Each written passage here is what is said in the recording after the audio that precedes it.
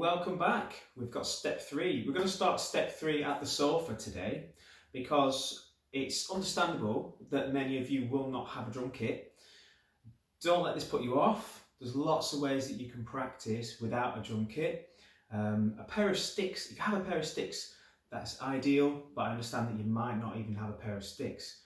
So the first obvious approach to practicing anything drum related or rhythm related without sticks or without a drum kit is to use your hands and your body.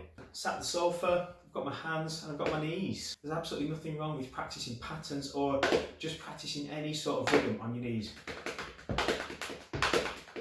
If you wanted to practice step 2, which was our basic rock pattern, remember it's your right hand that counts 4 hits. So your right hand can tap 4 hits. And if you remember, we have a bass drum on the first hit, so that's your right foot. On the third hit, we have a snare drum, which is played with our left hand. So 1, 2, 3, 4, 1, 2, 3.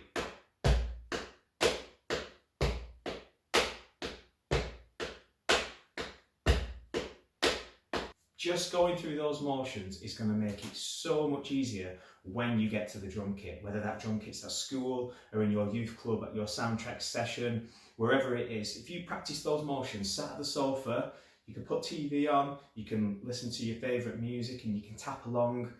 Practicing that motion is going to make it so much easier.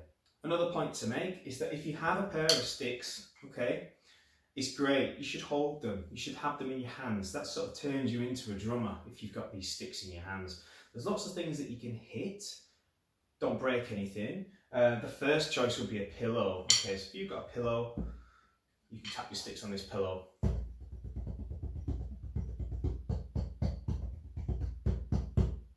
It's very quiet, so you're not going to disturb your parents or your friends. It's very soft, which means that you have to move your stick more because the stick doesn't really bounce back.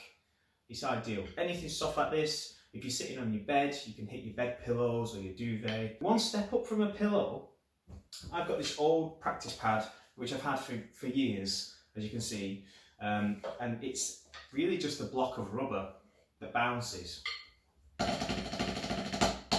So if you've got anything that's similar to this, an old telephone book, or what is great is a mouse mat. If anyone's got a mouse mat, that's like a thin piece of rubber that sort of bounces. You could use that. But just holding the sticks in your hand is a really great step to just getting moving and getting feeling comfortable with what we've done. Right, so now we've got that covered, let's get back to the drum kit for step 3. Okay, so we're back at the kit for step number 3. Step 3 is going to be about internalising what we've learnt already. So the basic rock pattern, as I said, in step number 2, is a pattern that you'll hear in hundreds of different songs, and it's a pattern that helps you play along and play in bands and play with music. You hear it all the time. So it's really crucial, really important that we can internalise this pattern so that it's easy for us to access when we're at the drum kit. It's easy for us to play. A method of internalising that I use sometimes is instead of having to count hi-hats with numbers, I think of it as a sentence. So the sentence that I've chosen is, I can do this. So it's 4 words instead of 4 numbers. So if I can say that sentence to myself, it gives me an idea of how that pattern's going to sound before I start playing the drum kit. So, I can do this, I can do this, I can do this, I can do this, I can do this, I can do this. So just to double check that we have a bass drum on I and a snare drum on do. So they're in the right place, everything's correct, but the main focus here is to internalise that pattern instead of having to count and get worried about numbers and lining things up. Starts to feel a little bit more natural. So let's experiment with counting ourselves in. Okay, so I'm going to say the sentence to myself twice, and that's going to give me an idea of how the pattern will sound and the speed of the pattern before we actually start. So I'm going to count myself in by saying that sentence. I can do this, I can do this.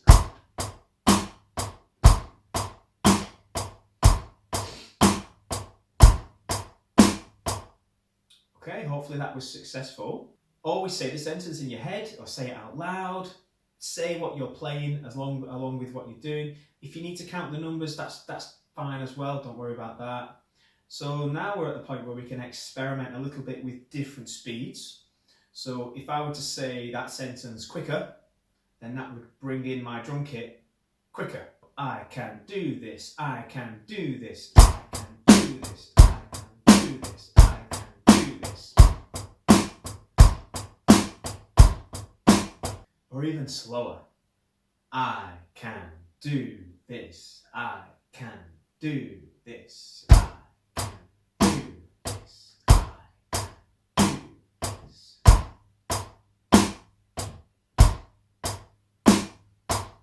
Brilliant, well done.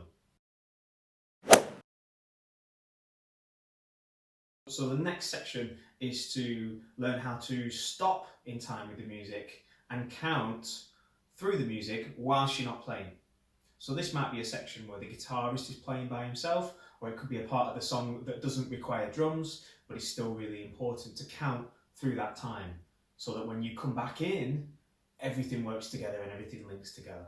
I'm pretty sure that you might have made a few mistakes while you're practicing, and if you make a mistake, it's always a good idea to come back in time. Okay, so you're linked to the music the whole time. So here's a demonstration. I'll count myself in, I'll play for a few times, and then I'll stop, but when I stop, I'm going to continue to count. Okay, here we go. I can do this, I can do this.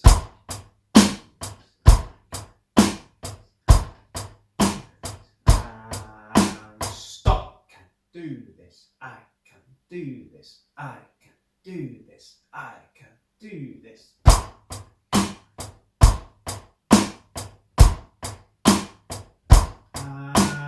I can do this, I can do this, I can do this, I can do this.